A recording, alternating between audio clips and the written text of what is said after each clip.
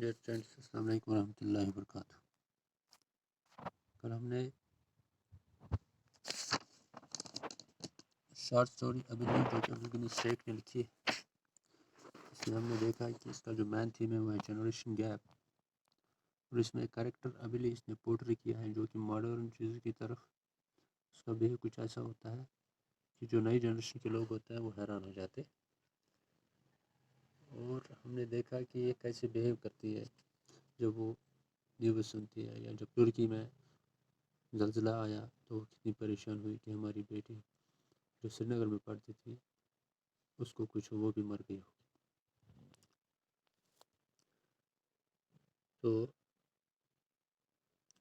ہم نے یہ بھی دیکھا کہ وہ گھر سے زیادہ باہر نہیں نکلی تھی۔ ایک دن وہ جب نکلی ایک میں تہوار میں، تو وہاں پہ وہ جب گھر واپس آئی تو وہ اس نے قسم کھائی کہ اب کے بعد میں کبھی گھر نہیں جاؤں، واپس گھر سے نہیں جاؤں گی۔ During those days, a daughter of a distant relative came to visit us in our village. She lived in Delhi. Abili did not recognize her and kept staring at her. We stipulated our laughter and enjoyed ourselves thoroughly. ان دنوں میں ہمارے گھر ایک دور رشتہ دار کی بیٹی آئی تھی جو گاؤں چلی آئی تھی اور وہ دہلی میں رہتی تھی۔ ابلی نے اس کو نہیں پہچانا اور وہ اس کو گور رہی تھی، دیکھتی رہی۔ We stipulated our laughter. ہم بہت ہنسے اور اپنے آپ کو انجوائے کیا۔ Finally, when Abili was told that this was Dolma, جب ابلی کو یہ کہا گیا کہ یہ ڈولما ہے، she was astonished، وہ حیران ہو گئی۔ لا Dolma, I was wondering from where this meme sab had descended upon our house. What kind of clothes have you put on? تو پھر اس نے کہا کیا یہ لا ڈولما ہے؟ میں تو حیران ہو گئی، یہ کہاں سے ٹپک پڑی، یہ کیسے کپڑے آپ نے پہنے؟ Dolma said, where have you come from? Dolma smiled، Dolma کو ہنسی آئی۔ پھر اس نے کہا where have you come from Dolma, آپ کہاں سے آئی Dolma? I live in Delhi اما، اس نے کہا اما میں دہلی میں رہتی ہوں۔ اوہ then you must be meeting Rukhsana every day، تو اس کا مطلب آپ رخسانہ کو ہر روز ملتی ہو۔ اما Delhi is very far from سری نگر، اما دہلی جو ہے وہ سری نگر سے بہت دور ہے۔ Have you never met Rukhsana? Abili sighed in disappointment، کیا آپ کبھی رخسانہ سے نہیں ملی؟ تو وہ مطلب نراش ہو کے آہیں بھرنے لگی۔ I spent 2 days in Srinagar on my way here. I tried to meet Rukhsana but could not locate her house. تو ڈولما نے کہا میں نے سری نگر میں 2 دن گزارے، میں نے رخسانہ سے ملنے کی بہت کوشش کی لیکن مجھے اس کا گھر نہیں ملا۔ Oh, what have you done? Abili was miffed. You were in Srinagar and could not find the house of my granddaughter. وہ آپ نے کیا کیا؟ ابلی پریشان، اس کو غصہ آیا، آپ نے کیا کیا؟ آپ سری نگر میں 2 دن تھی اور میری بیٹی کا گھر نہیں ملا۔ It is a big city, my sister-in-law interrupted. It has a population of 5 to 6 lakhs. Abili, how people know where someone lives unless they have the complete address. تو اس کی سسٹر ان لا نے بیچ میں کہا کہ یہ بہت بڑا شہر ہے، وہاں کی آبادی 5-6 لاکھ ہے، کیسے پتہ چلتا اگر لوگوں کو کمپلیٹ ایڈریس پتہ نہیں ہوتی تو کیسے پتہ چلتا کہ کون کہاں رہتا ہے۔ Everyone says the same thing. Abili's tone becomes serious and her eyes filled with tears. ہر کسی نے یہی بات کہی تو اس کی جو آواز بہت سنجیدہ ہو گئی اور اس کے آنکھوں میں آنسو آئے۔ I remember another funny episode regarding my baby. I was very young those days. My uncle sometimes came to the village to hunt. Once my uncle returned to the town but left his double-barreled gun behind. Agu had kept his gun in the kitchen where a big battalion of children of various relatives and in-laws often gathered. Abili was so tense that she could not sleep for 2 nights. She guarded the kitchen all day to make sure no child touched the gun, convinced that as soon as it was touched, the bullets would explode instantly and everyone would die. یہ بولتا ہے کہ مجھے ایک اور واقعہ یاد ہے ابھی کے مطابق کہ ایک دن میں اس دن چھوٹا تھا، میرا چچا وہ گاؤں آیا شکار کرنے کے لیے، ٹھیک، جب وہ واپس شہر کی طرف چلا گیا لیکن اس کا جو ڈبل بیرل گن تھا وہ وہاں ہی بھول گیا، تو اس نے وہ گن کہاں کچن میں رکھا کیونکہ اس گھر میں بہت سارے بچے ریلیٹیوز کے ان-لاز کے جمع ہوئے تھے۔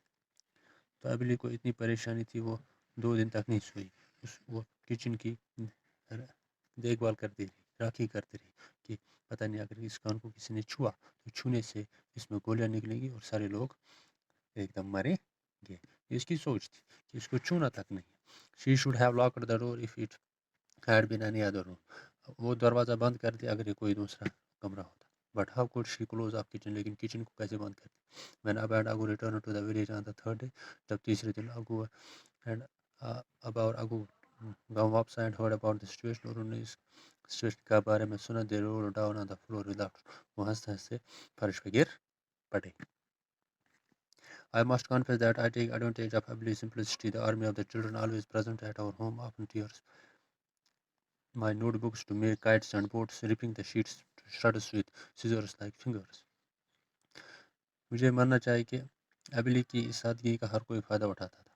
جو بچوں کی فوج ہمارے گھر میں رہتی تھی انہوں نے میری کاپی کے ٹکڑے ٹکڑے کر دیے. اس کے بوٹس اور پتنگ بنائے اور اس کے چھوٹے چھوٹے ٹکڑے کر کے کینچی سے کاٹ دیے. I put on a tearful face before Abby and tell her that these. اور میں نے یہ کاغذ ابھی کے پاس لے اور کہا کہ یہ تو میرے ضروری کاغذات تھے, آپشنل کاغذات تھے. if they were torn I will be penalized. اگر وہ کاٹ دیے گئے تو میں جرمانہ ہوگا مجھے. these words work like magic and on her she preserved my papers with such intense care that no child would dare to even look at them. اس کے بعد اس نے میرے کاغذوں کی ایسے دیکھ بھال کی کہ کوئی بچہ ان کی طرف دیکھنے کی بھی ہمت نہیں کرتا. Not stopping at that, she saves all sort of scraps and tidbits even when I am away, and when I go to the village she presents them to me.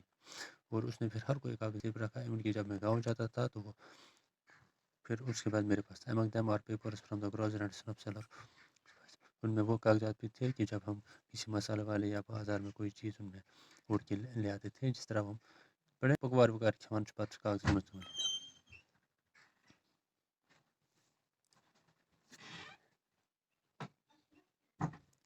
All grandmothers, despite their varied backgrounds, are similar, particularly in their reaction to modern technology, like one of the grandmothers in our neighborhood.